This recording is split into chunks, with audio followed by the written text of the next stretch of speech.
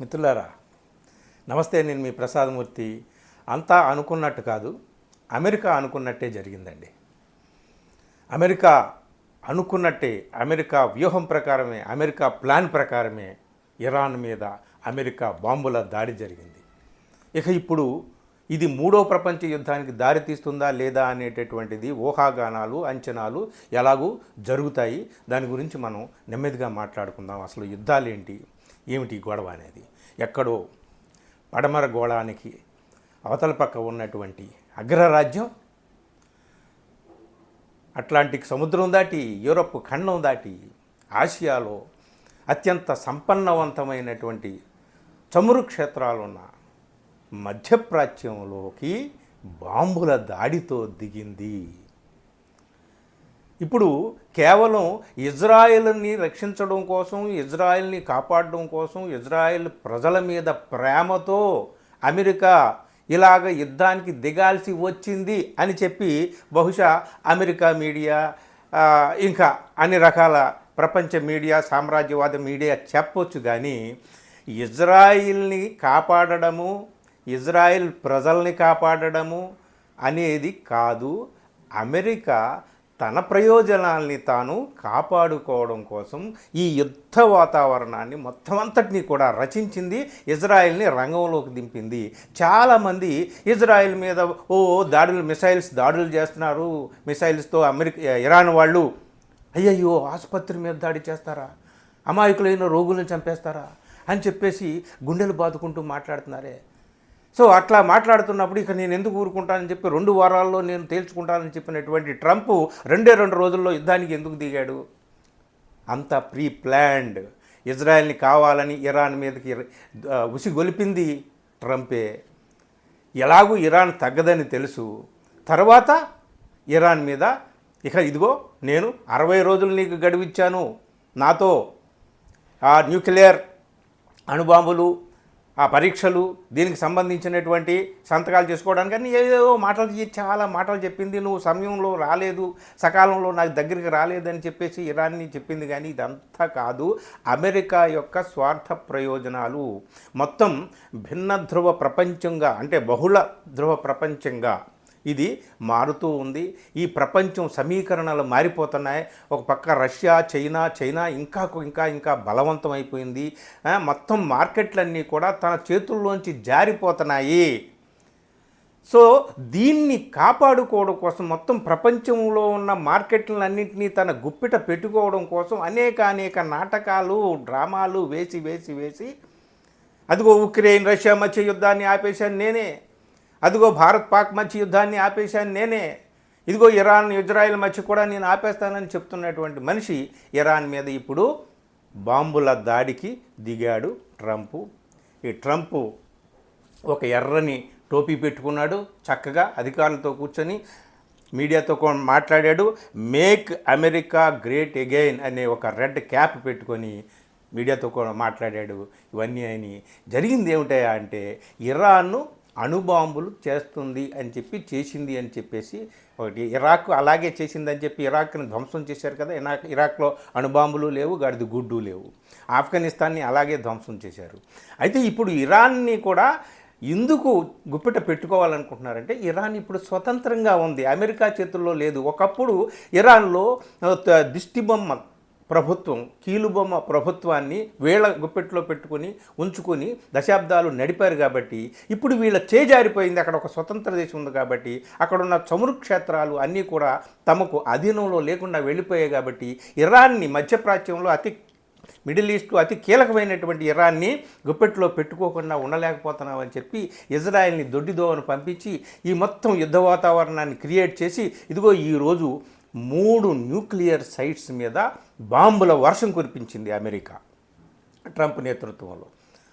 ఇరాన్లో ఉన్నటువంటి nuclear sites వాళ్ళు చెప్తూనే ఉన్నారు, మేము ఇరాన్లో అణుబాంబులు తయారు చేయడం కాదు, అణు సంపదను మేము పౌర ప్రయోజనాల కోసం వృద్ధి చేసుకుంటున్నాము. న్యూక్లియర్ ఎన్రిచ్మెంట్ అని అంటారనమాట. అట్లాంటి వాటి కోసమే అని చెప్పేసి. సో న్యూక్లియర్ సైట్స్ని టార్గెట్ చేయడం అంటే ఏమిటంటే అది అత్యంత ప్రమాదంగా ఉంటుంది. చాలా ప్రాణ నష్టం జరగవచ్చు, ఆస్తి నష్టం జరగవచ్చు, మళ్ళీ మళ్ళీ పూడ్చుకోలేనంత నష్టం జరగవచ్చు అని సైంటిస్టులు కూడా చెప్తున్నటువంటి ఈ సందర్భంలో 3 న్యూక్లియర్ సైట్స్ మీద బాంబుల దాడి చేసింది అమెరికా. బాంబుల వర్షం కురిపించింది. ఇది అంటే B-2 అనే బాంబర్స్ చాలా అంటే బాగా భూగర్భంలో ఎక్కడో లోతుగా ఉంటాయి న్యూక్లియర్ సైట్స్. కాబట్టి వాటిని కూడా టార్గెట్ చేయగలిగేటటువంటి సమర్థవంతమైనటువంటి B-2 బాంబర్స్ని అంటే B-2 బాంబర్స్ అనే ఎయిర్ క్రాఫ్ట్స్ని ఉపయోగించి బాంబుల్ని కురిపించింది. 3 అణుక్షేత్రాలని ధ్వంసం చేసిందనేటటువంటిది వార్తలు వస్తున్నాయి. ఇది ఇజ్రాయెల్ని కాపాడడం కోసం కాదు, ఇజ్రాయెల్ నిజంగా ప్రజలను కాపాడడం కోసం అసలు కాదు. ఎందుకంటే నిజంగా ఆసుపత్రుల మీద దాడి చేయడం అమానుషమే అయితే, కిరాతకమే అయితే, అది నరహంతక కేలి అయితే దాదాపు 50 పైగా ఆసుపత్రుల్ని గాజాలో ధ్వంసం చేసింది. 50,000 మంది పైగా నరమేధం చేసింది ఇజ్రాయెల్. అప్పుడు మరి ట్రంప్కి హృదయం ఎందుకు కరగలేదు? 2 సంవత్సరాలుగా సాగుతుంది. అప్పుడు అమెరికా హృదయం ఎందుకు కరగలేదు? అక్కడ పసిపిల్లలు చనిపోలేదా? వృద్ధులు చనిపోలేదా? మహిళలు చనిపోలేదా? ఆసుపత్రులు ధ్వంసం అయిపోలేదా? ఇప్పుడు ఏదో ఒక్క ఆసుపత్రిని ఇరాన్ టార్గెట్ చేసిందని చెప్పేసి మొత్తం ప్రపంచం అంతా ఎంత గగ్గోలు పెడుతుంటుంటే, సరే అఫ్కోర్స్ ప్రపంచం అంతా కాదు, ప్రపంచం అంతా ఏమి ఇజ్రాయెల్ తరపున లేదు, అమెరికా ఇజ్రాయెల్ తరపున ఉంది. సరే మన ఇండియా మాట తీసి పక్కన పెట్టండి. మొత్తం 3 న్యూక్లియర్ సైట్స్ మీద ఇప్పుడు బాంబు దాడి చేసింది. ఇది తన స్వప్రయోజనం కోసమే ఇజ్రాయెల్ని ముందుకు పెట్టింది. చాలామంది ఏమనుకుంటున్నారంటే ఇజ్రాయెల్ చేతిలో అమెరికా కిలుబొమ్మ, ఇజ్రాయెల్ ఇక యుద్ధానికి దిగు అంటే ఇక అమెరికా దిగుతుంది అని. కాదు, అమెరికా తన ప్రయోజనం కోసమే ఎప్పుడా అని చెప్పి బాంబులు చేతులతో పట్టుకొని అమెరికా రెడీగా ఉంది. సమయం ఇక వచ్చింది. ఇదిగో నువ్వు ఇట్లా చేసావు కాబట్టి, బరి తెగించావు కాబట్టి, ఇజ్రాయెల్ మీద అలాగే అమానుషంగా నువ్వు ఆసుపత్రుల మీద దాడి చేసావు కాబట్టి, నేను చెప్తున్నా సరే నువ్వు నా హెచ్చరికలు పాటించలేదు కాబట్టి నీ మీద దాడి చేశానని చెప్పేసి చెబుతున్నారు. కానీ అణుక్షేత్రాల మీద దాడి చేయాలి. ఇప్పుడు ఈ పరిస్థితులు ఏ విధంగా దారితీస్తాయి, ఎలా పరిణమిస్తాయి అనేటటువంటిది 3వ ప్రపంచ యుద్ధానికి దారితీస్తుందా? ఇవే ఊహాగానాలు ఇప్పుడు. ఎందుకంటే అటు రష్యా, చైనా మద్దతు ఇరాన్కి ఉంది. ఇరాన్ దగ్గర అత్యంత అధునాతనమైనటువంటి మిసైల్స్, చాలా లాంగ్ టార్గెట్ చేసేటటువంటి, సుదూర్ 1000 కిలోమీటర్లు టార్గెట్ చేసేటటువంటి మిసైల్స్ అధునాతనమైనటువంటివి రష్యా నుంచి వచ్చాయి, చైనా నుంచి వచ్చాయి. చైనా, రష్యా ఒకటే మాట చెప్పాడు, పుతిన్ ఒకటే మాట చెప్పాడు, మేము ఇరాన్లో ఉన్నటువంటి అణుక్షేత్రాల్లో రష్యా సిబ్బంది, రష్యా సైంటిస్టులు అందరూ కూడా పనిచేస్తున్నారు అక్కడ. వాళ్ళని తొలగించమని అమెరికా ముందు వార్నింగ్ ఇచ్చింది. మేము తొలగించము, మీరు ఏం చేస్తారో చేయండి, ఆ ఇరాన్ అణుక్షేత్రాలను ముట్టుకుంటే మాత్రం ఖబర్దారని చెప్పి ముందే పుతిన్ వార్నింగ్ ఇచ్చాడు. అయినా సరే రష్యా వాళ్ళు వాళ్ళ సిబ్బందిని తొలగించలేదు. అయినా సరే అమెరికా దీనికి బరి తెగించింది. ఇప్పుడు పరిణామాలు ఎలా ఉంటాయి? ఇప్పుడు పుతిన్ రియాక్ట్ అయ్యాడు, మేము సహించేది లేదని చెప్పి. అటు చైనా రియాక్షన్ కూడా రావాల్సి ఉంది. మొత్తం ఇదంతా కూడా కలిసి మిడిల్ ఈస్ట్ కేంద్రంగా ఒక ప్రపంచ యుద్ధానికి దారి తీసేటటువంటి పరిణామాలకు పునాదులు వేశాడు ట్రంప్ని ఒక పిచ్చివాడిగా, ఒక మ్యాడ్ మ్యాన్గా, మ్యాడ్ పొలిటీషియన్గా ఇష్టం వచ్చినట్టు మాట్లాడుతున్నారు. కానీ ఏమీ కాదు. అమెరికా ప్రయోజనాల కోసం,